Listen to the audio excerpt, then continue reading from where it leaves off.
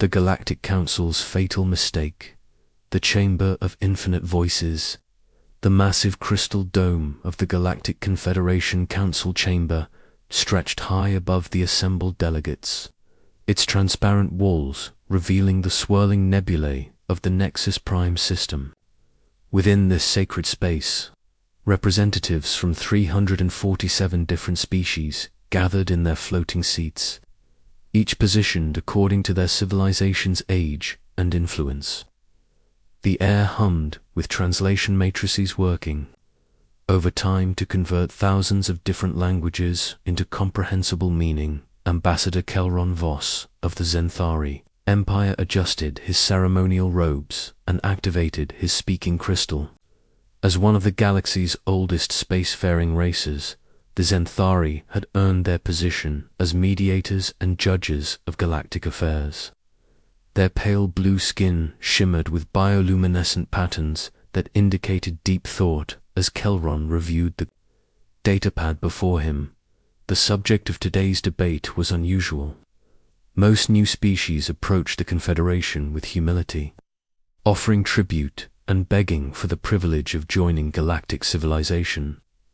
But these humans from the small blue world called Earth had done something different. They had simply announced their presence and requested equal trading rights.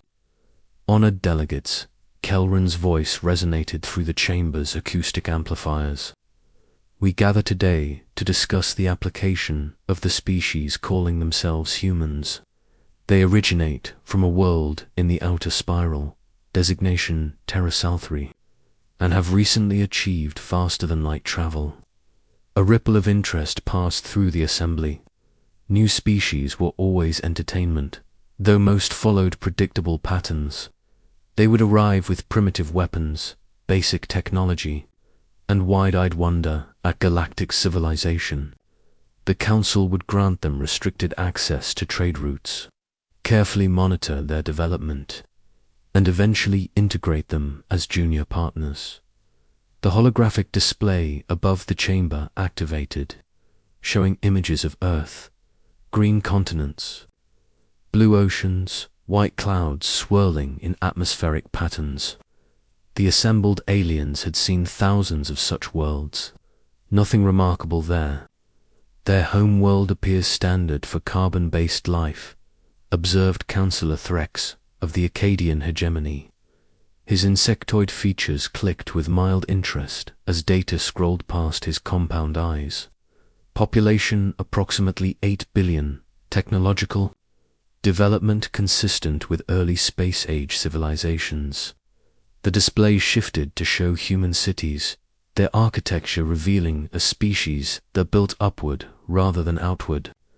Gleaming towers of glass and metal stretched toward the sky, connected by transportation networks that moved at impressive speeds for such a young civilization.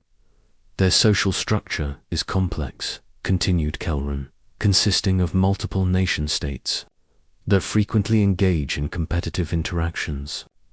This has apparently accelerated their technological development, particularly in areas related to conflict resolution. Several delegates chuckled at the euphemism.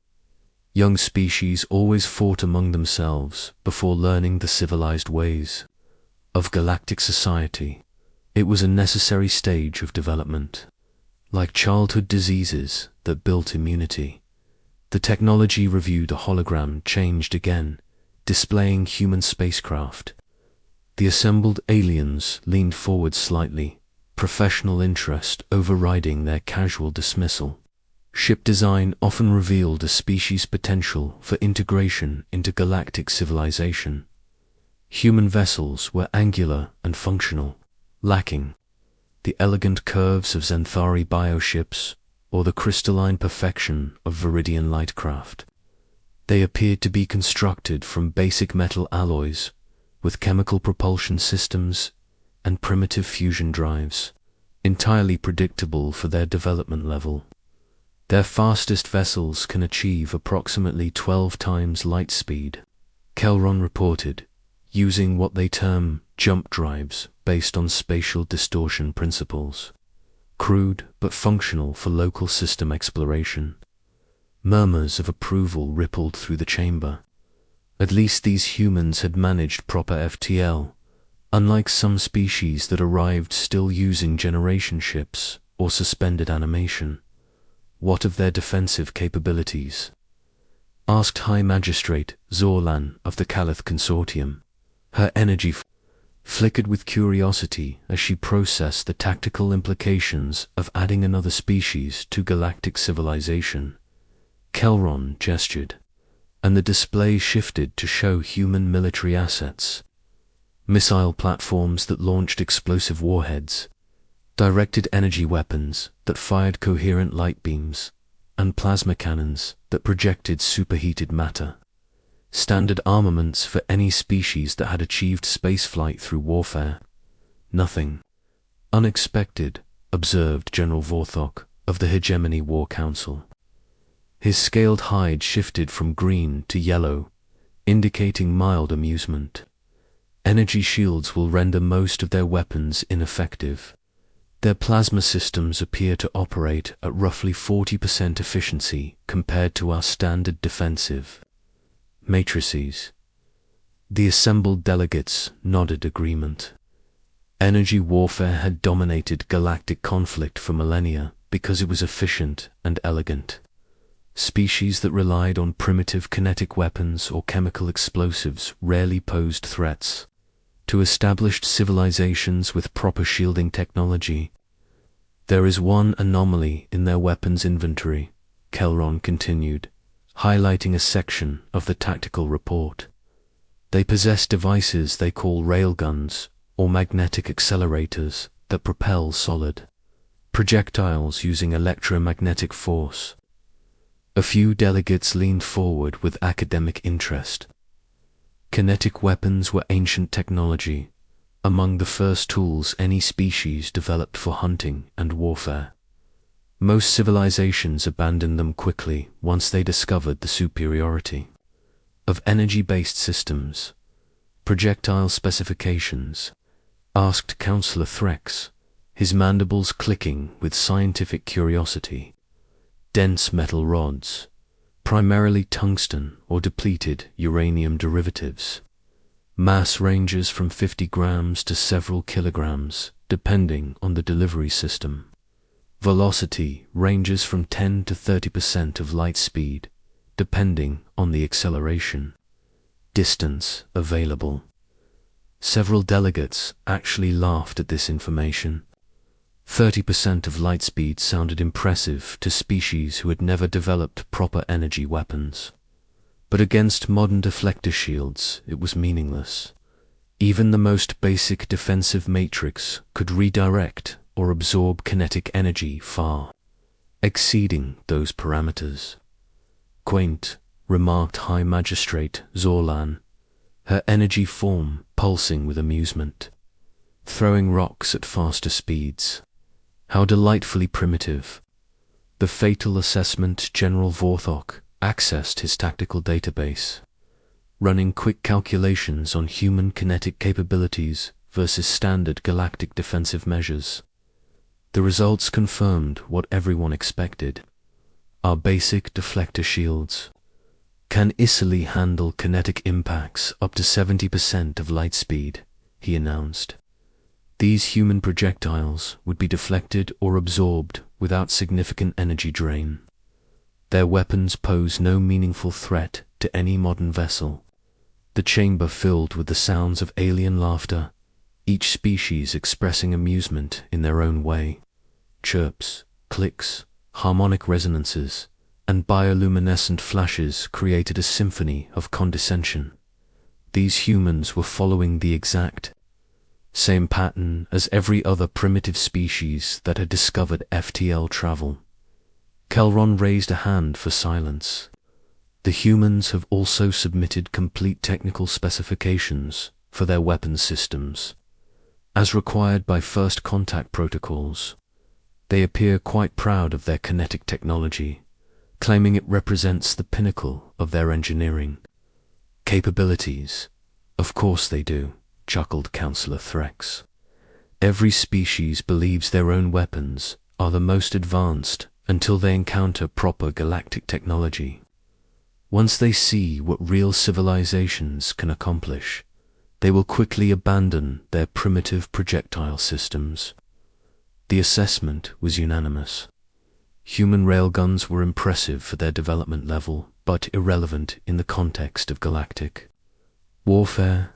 Like every other young species, humans would need decades, or centuries, to develop weapons systems that could meaningfully contribute to galactic defense.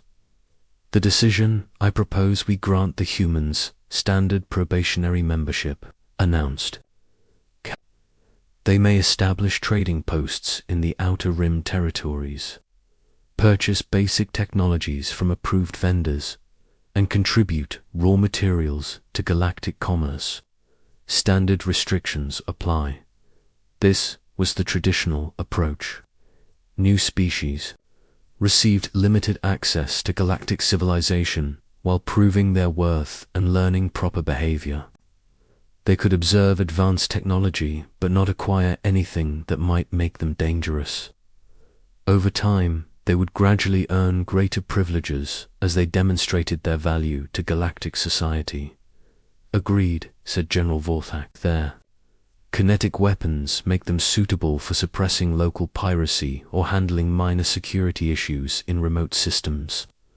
Once they develop proper energy shields and weapons, they may qualify for full membership. The vote was unanimous. 347 species agreed that humans represented no threat and offered minimal value to galactic civilization. They would be granted the same condescending tolerance shown to every other primitive species that stumbled into the galaxy with crude technology and inflated pride. The first mission. 3 months later, Captain Elena Cross stood on the bridge of the merchant vessel Prometheus and watched Kepler Station grow larger on the view screen. The massive trading hub orbited a gas giant in the neutral zone, serving as a meeting point for dozens of different species engaged in commerce. Elena had volunteered for humanity's first major trading mission despite knowing the risks. The neutral zone was technically under Confederation protection, but enforcement was minimal and pirates were common. Her ship carried rare earth metals that would be valuable to alien civilizations, but also represented humanity's first real test in galactic society. Captain, reported her sensor officer, we're detecting multiple vessels in the system, mostly traders, but I'm picking up some military signatures as well. Elena nodded. The Prometheus was escorted by the EU's Defiant, a military vessel disguised as additional cargo hauler. Humanity had learned from studying galactic politics that appearing weak often invited aggression, but appearing too strong might trigger preemptive attacks from established powers. Signal the station that we're ready to dock, Elena ordered, and remind all crew that we're representing humanity today. Whatever happens out here will determine how the galaxy sees us for generations. The Prometheus moved toward the docking bay, its hull plates concealing weapon systems that no alien had ever seen in actual combat. The crew was nervous but determined, knowing they carried the hopes and fears of their entire species. Behind them, the Defiant followed silently, its captain reviewing tactical data on alien defensive systems. The galaxy assumed human weapons were primitive and ineffective. They were about to discover how wrong assumptions could be when they encountered a species that had spent its entire history perfecting the art of warfare. The stage was set for humanity's introduction to galactic civilization. The Council had made their decision based on incomplete information and cultural arrogance.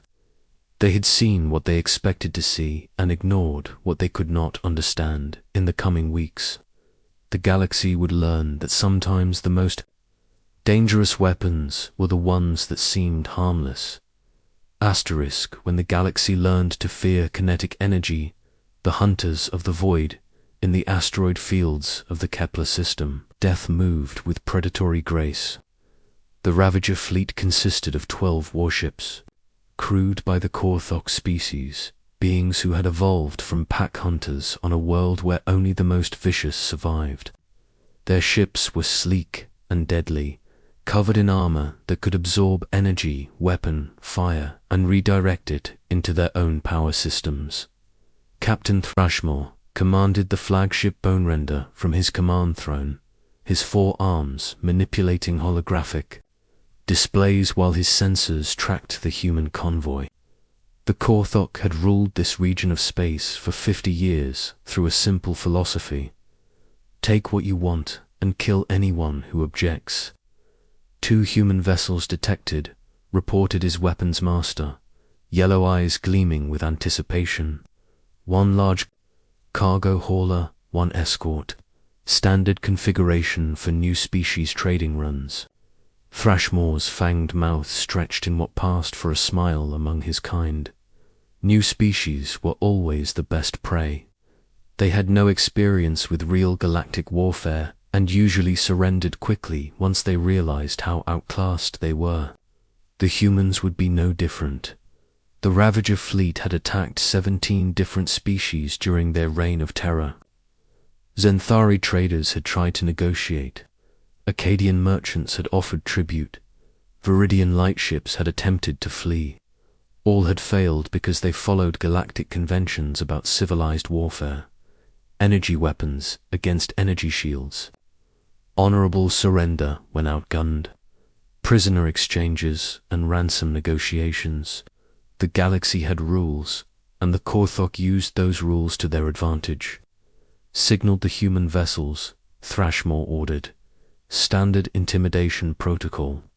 Demand. Surrender and cargo transfer. If they comply quickly, we might let some of them live. The message Captain Alina Cross received the transmission while reviewing trade manifests in her ready room. The voice that came through the speakers was electronically translated, but still carried an undertone of savage hunger that made her skin crawl. Human vessels, this is Captain Thrashmore of the Ravager fleet. You have entered our hunting grounds. Surrender your cargo and vessels immediately, or we will take them by force. You have 10 minutes to comply. Alina activated her communicator and contacted the Defiant. Commander Walsh, are you receiving this? Loud and clear, Captain, came the reply from the military escort. I count 12 hostiles moving to surround us. They appear to be Korthok raiders based on their ship signatures. Alina had studied the intelligence reports on various galactic species. The Korthak were known throughout this region as merciless, pirates who showed no mercy to those who resisted them. Their ships were heavily armed and shielded, capable of withstanding concentrated fire from multiple opponents. Options, Alina asked. We could try to run, Walsh replied, but their ships are faster than ours. We could surrender and hope they honor their word about keeping prisoners, or we could show them what human weapons can actually do, Alina finished. She had hoped their first encounter with hostile aliens would be under better circumstances. But sometimes the galaxy forced your hand.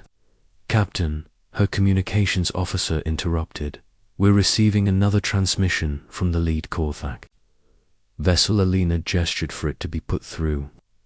Thrashmore's voice filled the bridge with barely contained violence.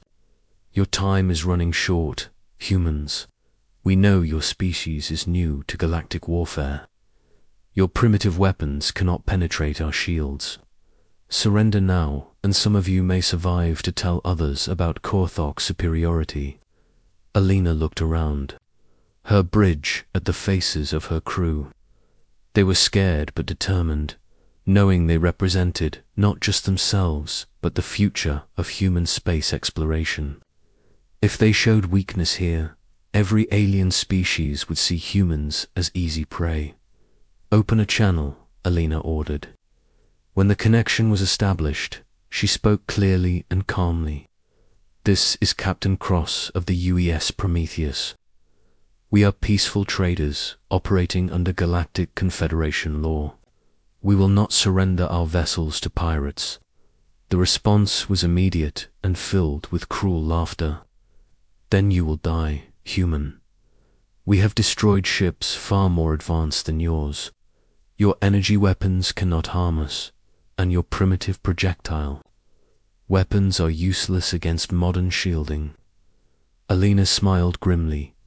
"You're probably right about our energy weapons, but you might want to reconsider your assumptions about our projectile weapons."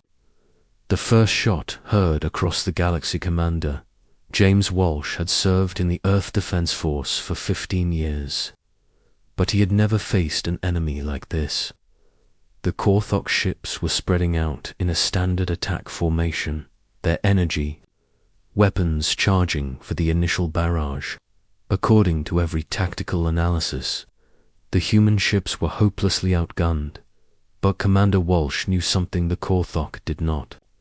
The Defiant was not just an escort vessel.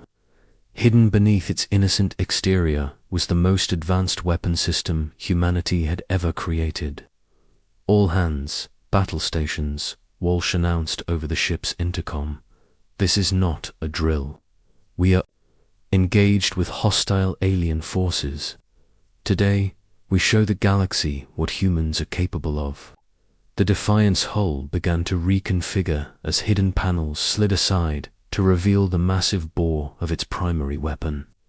The Mark 7 electromagnetic mass driver was 8 meters long and required the ship's entire power output to operate. It could accelerate a tungsten rod to 45% of light speed using magnetic fields that could tear apart unshielded metal. "Target the lead Korthok vessel," Walsh ordered. "Load penetrator round, maximum velocity." His weapons officer, Lieutenant Sarah Chen, had trained for this moment her entire career. She activated the targeting systems and watched as the enemy ship appeared in her crosshairs. The Korthok vessel was impressive, covered in ablative armor, and surrounded by energy shields that flickered with defensive power. "Target locked," Chen reported. "Ready to fire on your command." Walsh knew that this moment would change everything. Once he gave the order, humanity would no longer be seen as a harmless newcomer to galactic civilization. They would be recognized as a species capable of galactic warfare. "Fire," Walsh commanded. The railgun discharged with a sound like thunder. The tungsten rod, accelerated by magnetic fields powerful enough to level cities, streaked across space faster than most species could track. It covered the distance between the ships in less than 2 seconds, the impossible impact on the bridge of the Bone Render. Thrashmore watched his tactical displays with confident amusement. The human escort had fired some kind of projectile weapon, exactly as predicted. His shields would absorb or deflect the primitive attack, and then his fleet would demonstrate the superiority of modern energy weapons. The tungsten rod struck the Bone Render's forward shields at 45% of light speed. For a microsecond, the energy barriers held against the kinetic impact. Then physics asserted itself with devastating clarity at relativistic speeds. Mass became energy according to Einstein's equations. The tungsten rod, accelerated to nearly half the speed of light, carried kinetic energy equivalent to a small nuclear weapon. But unlike explosive devices, which dispersed their force in all directions, the rod concentrated its entire energy into a point smaller than a coin. The shields collapsed instantly. The rod punched through the Bone Render's armor like paper, penetrated the hull, passed through 17 internal compartments, and exited through the engine section before continuing into space. The entry hole was perfectly round and exactly the same diameter as the projectile. For a moment, nothing seemed to happen. Then atmosphere began venting from the wound in the ship's hull. Emergency alarms screamed as internal systems failed. The Bone Render's fusion engines went critical as their containment fields destabilized. Thrashmore stared at his damaged reports in disbelief. A single projectile had crippled his flagship. It was impossible. No kinetic weapon could penetrate.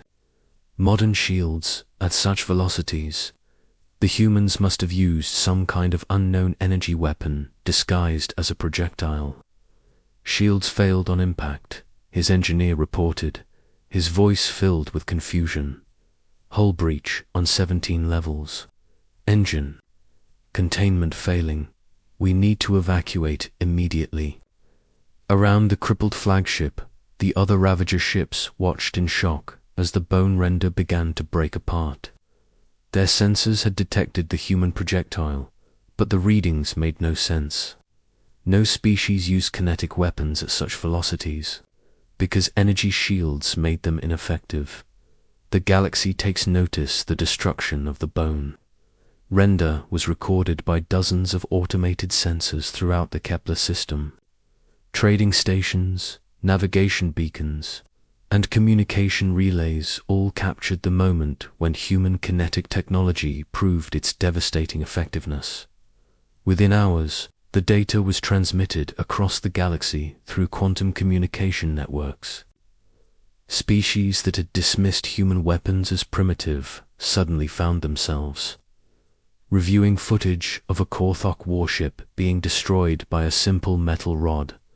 Emergency sessions convened on dozens of worlds, as military analysts tried to understand what they had witnessed.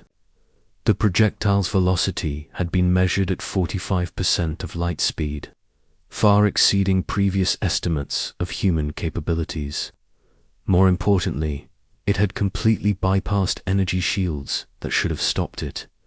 On the homeworld, Ambassador Kelron Voss watched the footage for the 15th time and felt his bioluminescent patterns dim with worry. The humans had not lied about their weapons' capabilities. The Galactic Council had simply failed to understand the implications of kinetic weapons at relativistic speeds. Calculate the energy transfer. Kelron ordered his science advisor. The results were disturbing.